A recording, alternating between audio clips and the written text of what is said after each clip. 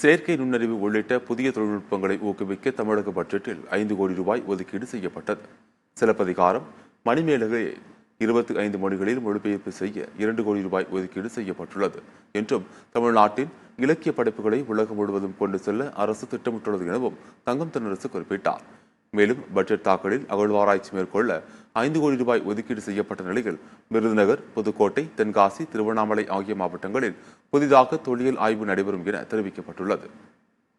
உருவாக்கியுள்ளனர். அதன்படி துரிதமாக வளர்ந்து வரும் தொழில்நுட்ப பரப்பில் தமிழ் மொழி செழித்து வளர தேவையான இயந்திர வழிகற்றல், மெஷின் லேர்னிங், செயற்கை நுண்ணறிவு, ஆர்டிபிஷியல் இன்டெலிஜென்ஸ், இயற்கை மொழி செயலாக்கம், நேச்சுரல் லாங்குவேஜ் ப்ராசஸிங், பெருந்திரள் மொழி மாதிரிகள், லார்ஜ் லாங்குவேஜ் மாடல்ஸ் போன்ற புதிய தொழில்நுட்பங்களை உருவாக்கிடும் புத்தொழில் நிறுவனங்களுக்கு நிதி உதவி அளித்திட இந்த ஆண்டு 5 கோடி ரூபாய் நிதி ஒதுக்கப்படும்.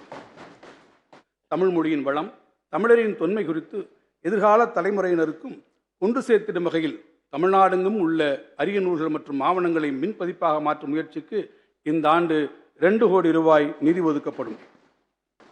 கீழடி என்னும் ஒற்றை சொல் தமிழர் தம் மரபுவழி பயணத்தில் தலைமுறைகளை தாண்டி உலகத் தமிழர்களை ஒன்றிணைத்தது. கூடல் மாநகருக்கு அருகே வைகைக்கரையில் சங்ககாலத்தில் செழித்து வளர்ந்த நகர நாகரிகத்தினை தொல்லியல் அகழ்வாராய்ச்சி மூலம் வெளிக்கொணர்ந்ததை ஒட்டுமொத்த தமிழ் சமூகமே கொண்டாடி மகிழ்ந்தது.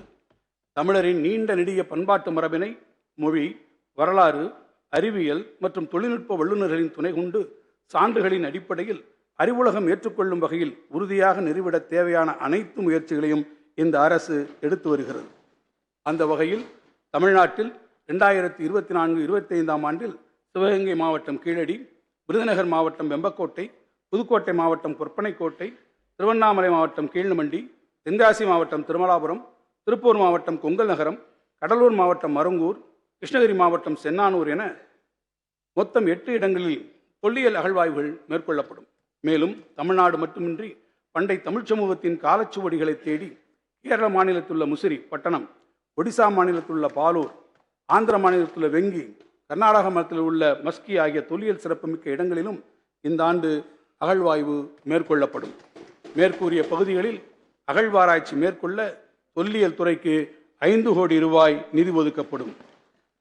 அகழ்வாராய்ச்சிக்கென நாட்டிலேயே ஒரு மாநிலத்தில் இவ்வளவு அதிக நிதியை தமிழ்நாடு அரசுதான் தொடர்ந்து வழங்கி வருகிறது என்பதை பெருமையுடன் நான் தெரிவித்துக் கொள்கிறேன்.